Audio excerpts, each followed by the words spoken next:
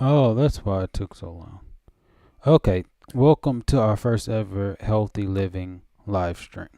Now, I created this because pretty much school does not teach you how to be healthy. In fact, they want you to be unhealthy. The news is not giving you the information, and I had to learn this stuff on my own by doing my own research. And this is pretty much basic biology, so it's really nothing that you can just debate. The evidence is already there. So I'm going to be using resources, some generic, regular resources. So if the mass media agrees with it and goes against what they usually tell you, then it's good. So in this episode, we're going to talk about anti nutrients. It's one of the reasons why I started to eat a carnivore based diet. I say carnivore based because it's not completely carnivore, because I do like to eat macadamia nuts as well as dairy.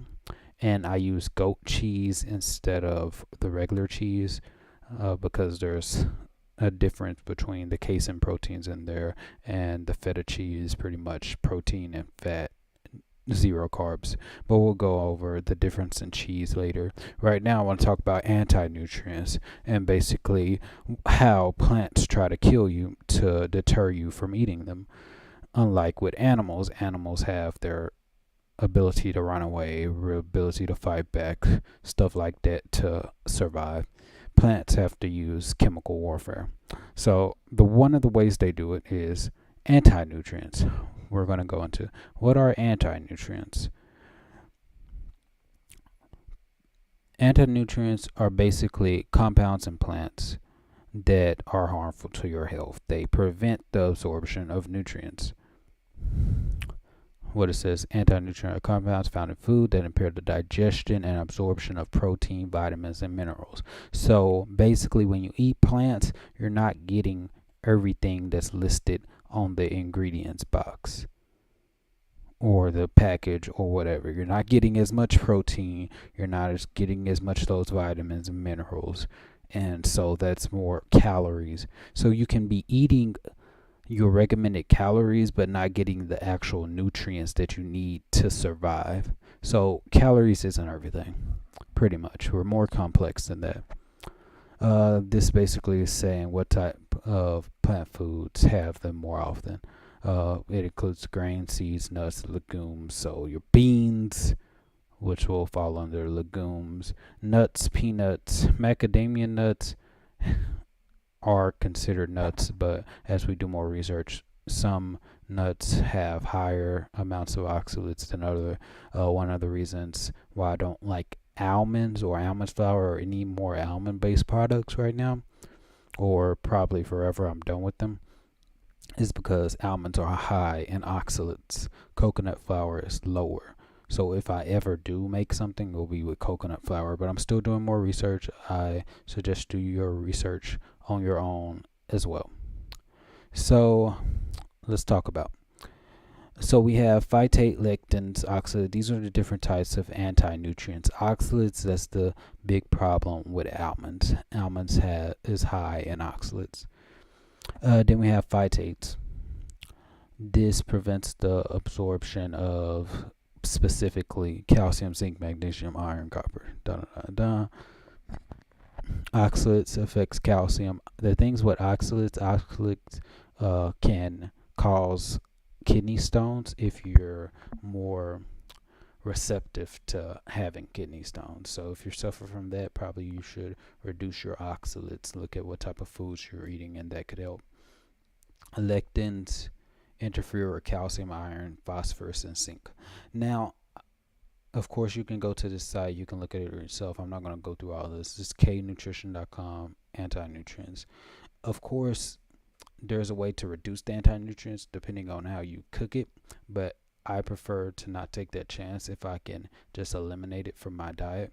I know I do plan on traveling, and if you're out with friends or family and stuff like that, of course you could stick by your principles and just eat meat based or predominantly meat based.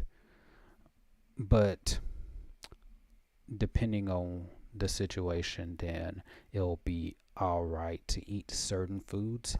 But certain foods that I'll never eat, and I can say that proudly right now because there's no point in it. Soybeans in America, if it's made for soy, soy is my enemy.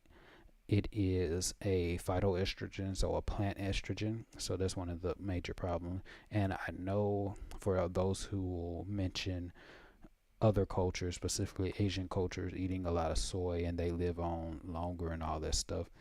Number one, the life that they're living being usually shorter, more frail, not they might be able to live longer, but they're not performing like someone who is, let's say, 50 years old or stuff like that. And they might have the longevity, but not the lifestyle. That's pretty much the point I'm trying to make.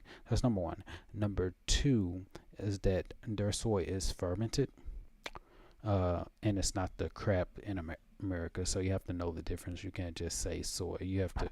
That's why people get confused and they really don't learn what they need to learn, is because they just hear soy. Okay, this soy is the same as this soy. It's called soy, but there's different. You have to understand the context. You have to do your research.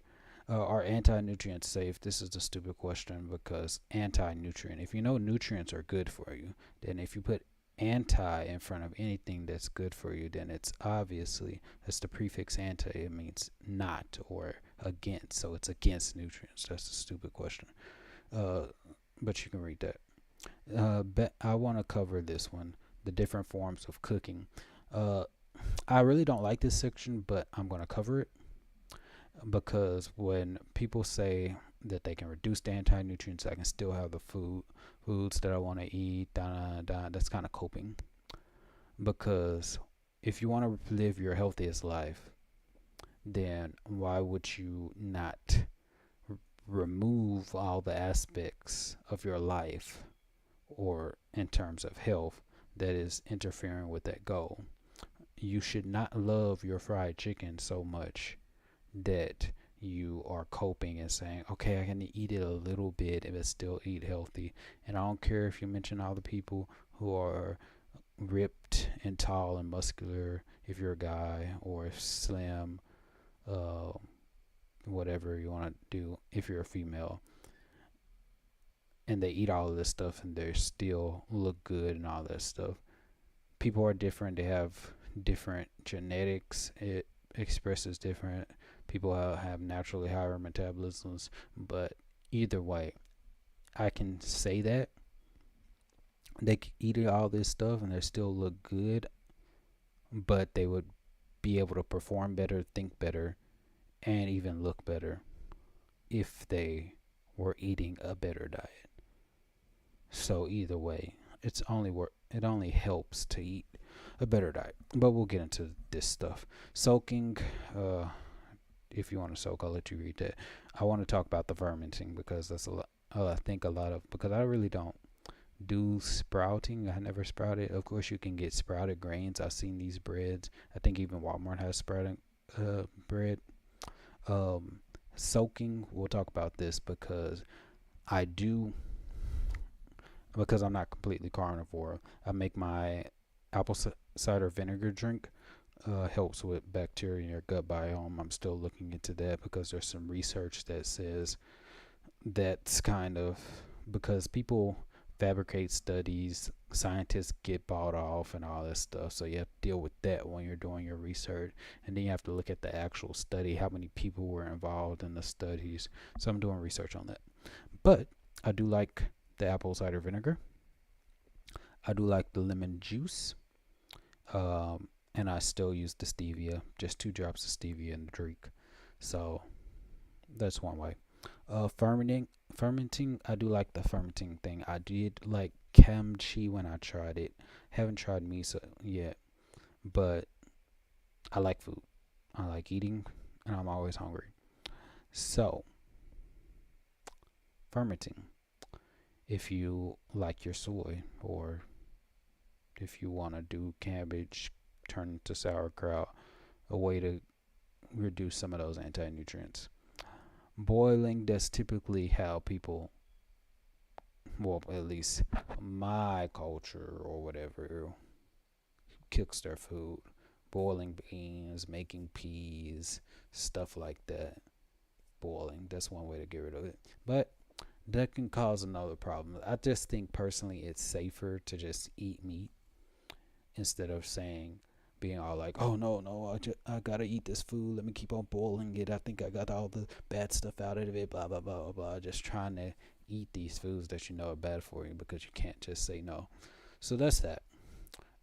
Then I have another one. This is from Harvard.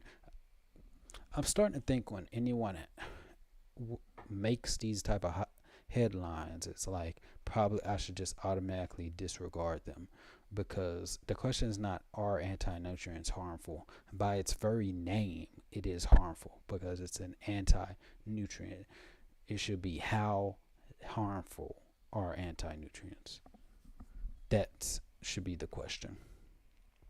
And then they say pros and cons of anti-nutrients on long-term human health is an area of active research. More research is coming out, but this is where you have to think about things critically. You have to look at the research and then look at life itself. Basically, looking at different societies, how you're going to explain the different societies or the different people who grew up in environments where they couldn't plant anything, like in the northern parts of Russia, stuff like that. So how did they survive if you need to eat plants, stuff like that, if meat was so bad for you, stuff like that. You can look at that. Though certain foods may contain residual amounts of anti-nutrients after processing and cooking, I don't want any anti-nutrients if I can get out of it. And a lot of foods, they're really not good enough to like take that risk. Like broccoli, went through my broccoli phase. Broccoli was, I just didn't like it. Like even when I was growing up, I would only eat broccoli if I had cheese to go with it. So it's like, it's not worth it to go through it. It's not good enough to take that risk. A lot and few things are good enough. But anyway, the health benefits of eating these foods outweigh any potential negative nutritional effects. Okay, this goes into the fact because they say this stuff, but we'll do this research on another live stream. Pretty much animal meat contains all the essential nutrients that you need to survive. So you do not need to eat plants to get a nutrient that you need to survive.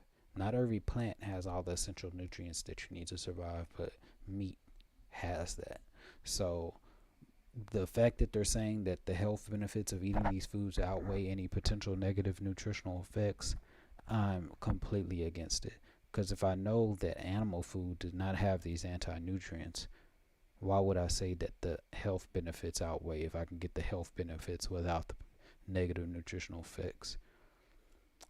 Okay, eating a variety of nutritious foods daily and avoiding eating large amounts of, I'm just putting letters in the thing, of a single food at one meal can help to offset minor losses in nutrient absorption caused by anti-nutrients.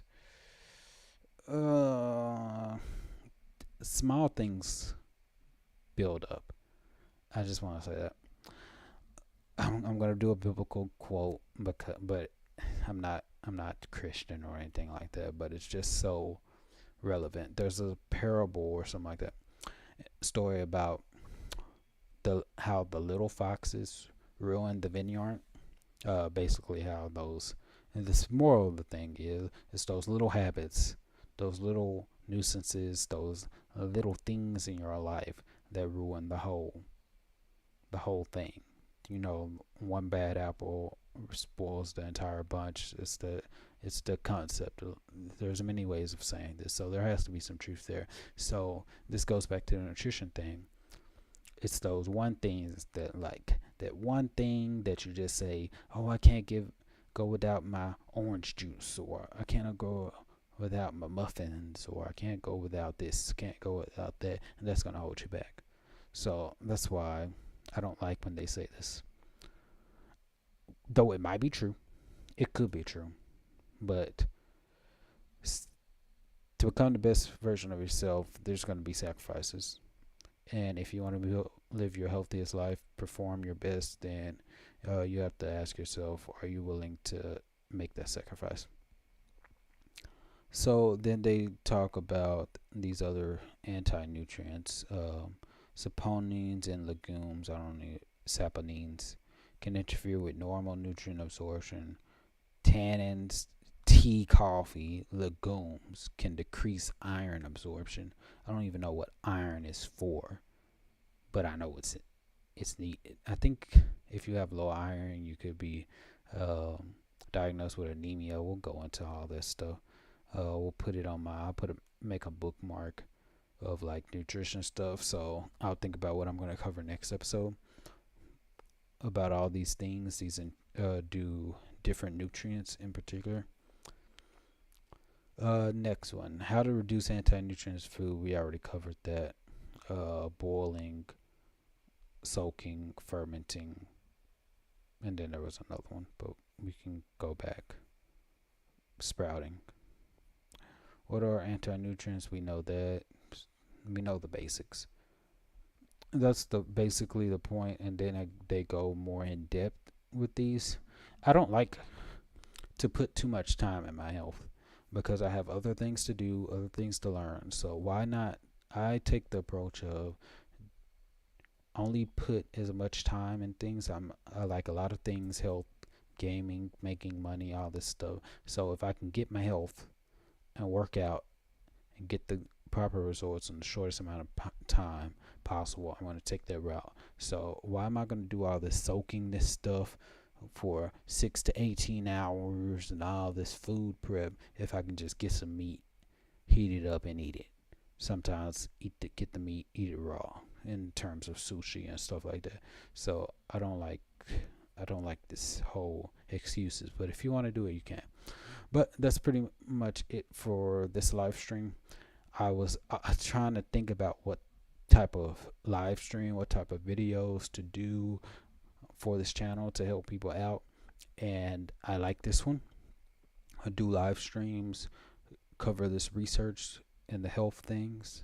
I think I like this. I'm learning more. You can learn more, stuff like that. We might branch out to other aspects, from physical health to mental health, maybe spiritual health. We'll see. But I hope you like this episode. Thanks for watching.